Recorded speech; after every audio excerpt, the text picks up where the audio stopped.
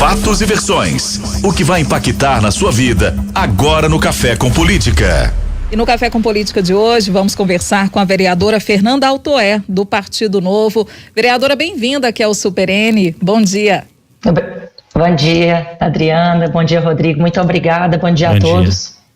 Vereadora, já queria começar falando sobre a audiência pública pelo seguinte: ontem teve uma audiência pública na Assembleia Legislativa, né, da Comissão de Defesa do Consumidor, do Contribuinte. Nós recebemos, inclusive, essa semana, o deputado Bartô, que fez a convocação para essa audiência pública sobre enchentes, né? E chamou muita atenção, a nossa atenção, por esse tema estar sendo discutido também na Assembleia Legislativa, mostrando que o assunto é de interesse geral, né? Não é um assunto de interesse apenas de Belo Horizonte.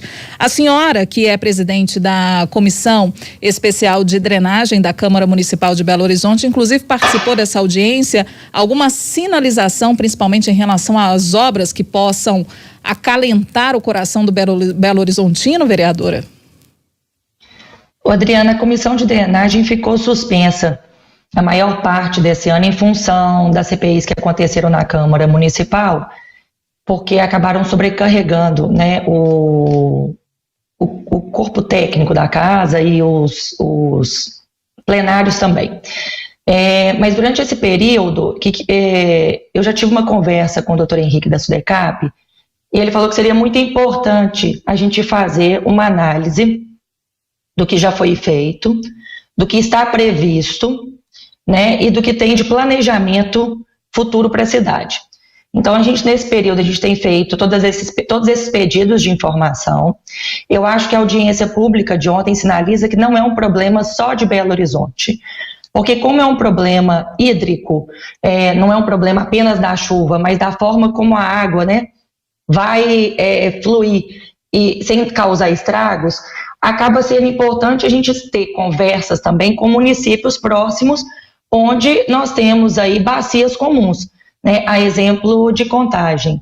E eu acho que o grande objetivo, né, da audiência pública, da gente ter o mesmo assunto sendo discutido na Câmara Municipal, na Assembleia Legislativa, é uma atuação cooperativa. Nós precisamos de uma atuação cooperativa entre a Prefeitura de Belo Horizonte, entre a Prefeitura de Contagem, entre o governo do Estado. Nós precisamos ter uma conversa, um diálogo entre quem acredita e defende o uso de grandes obras de engenharia, da boa engenharia, e também daqueles que defendem e acreditam em modelos de mitigação, de compensação, de convivência da natureza com as águas. Então, eu acho que o nosso aprendizado de ontem é o diálogo, é a união de forças, porque não vai ser uma só solução que vai resolver o nosso problema, vai ser, né, toda essa conjugação de esforços e de cooperação. Então, para mim, a maior sinalização é essa. Vereadora, nós temos um problema histórico que já começou a se repetir, porque o período chuvoso já começou em Belo Horizonte, a Avenida Tereza Cristina. Nós tivemos mais uma vez os velhos problemas que a gente está cansado de noticiar aqui. Sabemos que, como a senhora disse, é um problema que não depende apenas de Belo Horizonte, é uma questão que é integrada. Mas eu pergunto, na visão da senhora, quem tem que tomar a iniciativa efetivamente para a resolução desses problemas? De onde deve partir a sinalização, olha, de que queremos e vamos tentar resolver isso? Rodrigo, eu acho que tem várias frentes.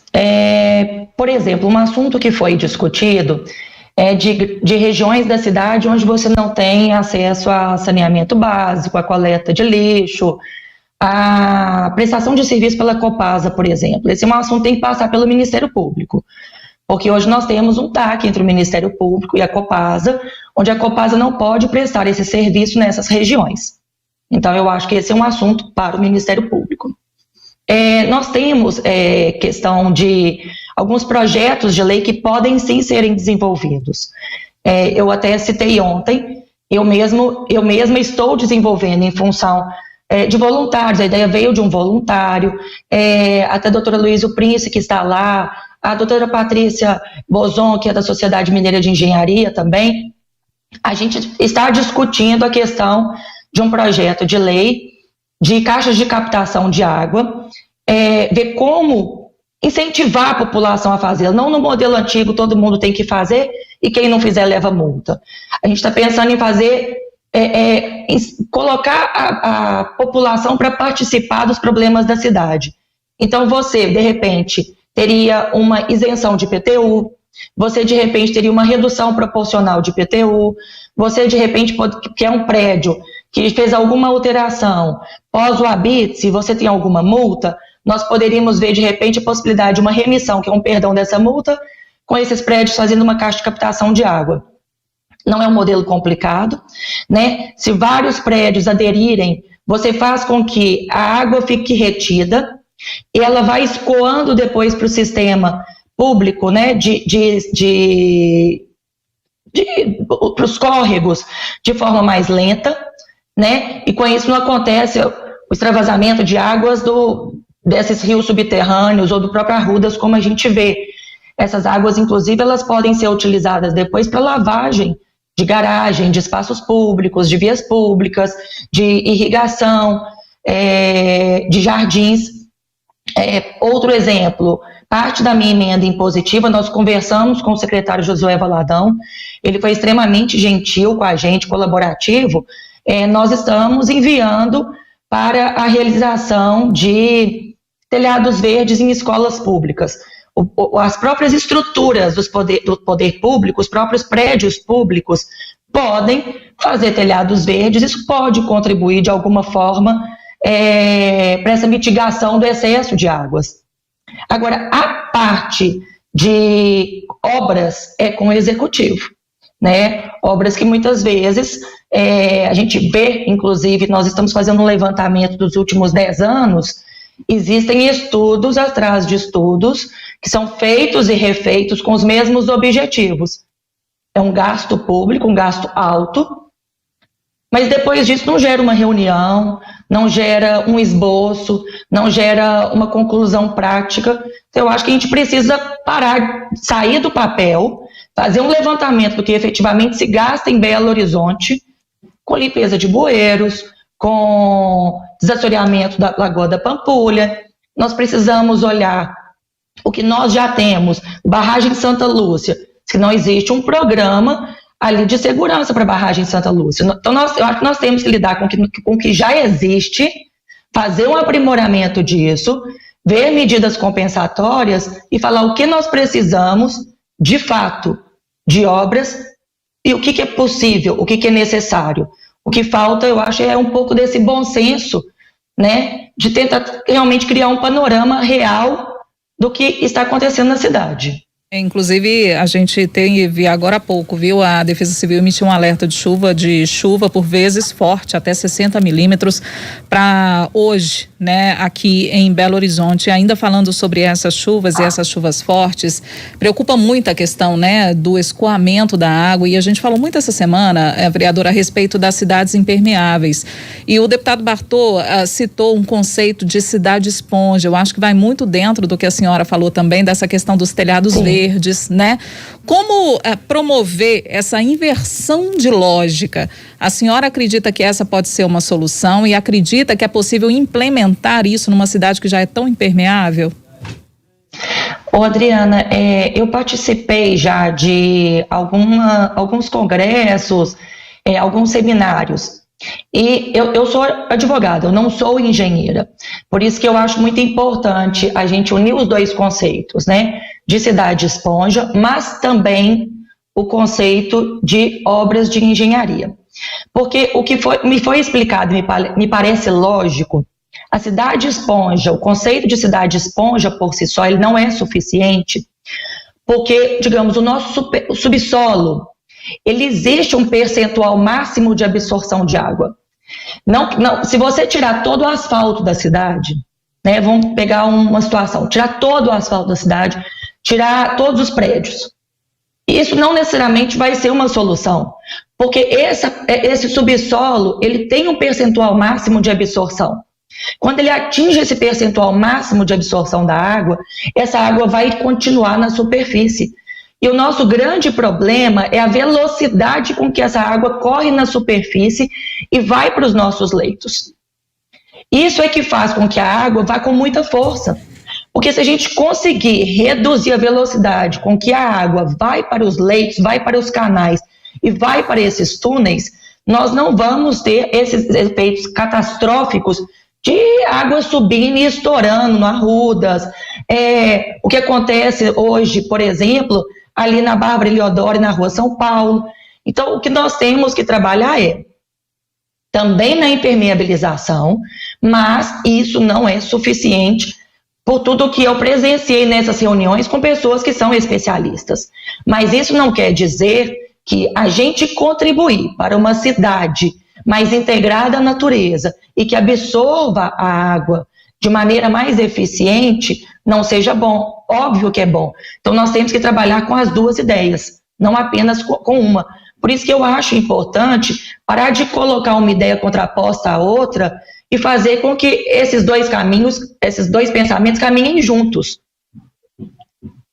Vereadora, eu queria falar um pouquinho com a senhora também a respeito do que a gente está acompanhando nos últimos dias na Câmara Municipal de Belo Horizonte, né? E ontem os vereadores aprovaram por unanimidade em primeiro turno um projeto que acaba com a isenção de ISS para as empresas de ônibus. Eu queria saber o posicionamento da senhora, inclusive depois de tudo aquilo que a gente viu como relatório da CPI da BH Trans.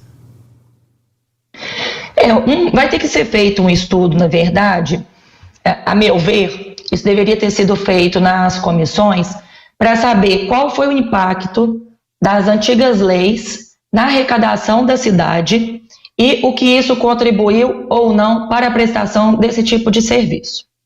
O projeto de lei foi feito já, agora ele tem que passar pela sanção do Poder Executivo e esses dados são importantes para ver como recolocar esses impostos que foram retirados sem essa discussão naquele momento. A gente sabe que Belo Horizonte não é uma cidade que tem uma arrecadação muito grande, então, sem dúvida, essa é uma arrecadação que vai ser boa para o município, mas a gente tem ouvido durante a CPI falar do colapso do transporte coletivo em Belo Horizonte, de um sistema que já nasceu desequilibrado e que a gente tem investigado, principalmente na CPI Covid, das manobras que foram feitas, manobras inclusive ilegais, para compensar todo esse desequilíbrio. Então, eu acho que pensando mais uma vez na cidade, nós precisamos ver como isso vai contribuir ou não para a prestação desse serviço, como isso vai ser bom para a cidade, como que a gente vai utilizar esse dinheiro, e nós temos que repensar esse transporte coletivo. Eu participei, inclusive, de até fazendo uma observação de um grupo de estudos muito interessante, onde tinha a Procuradoria do Tribunal de Contas, Ministério Público do Tribunal de Contas de Goiás, Ministério Público do Paraná, inúmeros estudiosos da área de geriatria, da área de deficiente, na área de urbanismo, na área de arquitetura, mostrando que nós trabalhamos a mobilidade de uma forma muito errada. Nós temos que pensar a mobilidade, primeiro, mobilidade a pé do cidadão. Nós não temos calçadas, nós não temos incentivo ao cidadão caminhar em Belo Horizonte. Depois, meios alternativos de transporte. O mundo inteiro, em especial a Europa, principalmente em função da pandemia, tem investido muito nesse transporte de bicicleta, por exemplo, nesses transportes alternativos. E nós só temos o foco no transporte coletivo público. O nosso raciocínio é completamente inverso. Então, a gente sobrecarrega um sistema, ao invés de ajudar o cidadão a se deslocar com mais facilidade e sem custo pela cidade. Perfeito. Hora do bate-pronto. No Café com Política. No Café com Política. Hora do bate-pronto. Vereadora, são perguntas objetivas, respostas objetivas, um ping-pong com a gente, combinado? Combinado. Começando então, enchentes em Belo Horizonte, até quando? Até a gente ter bom senso. Cidade Esponja, solução para BH?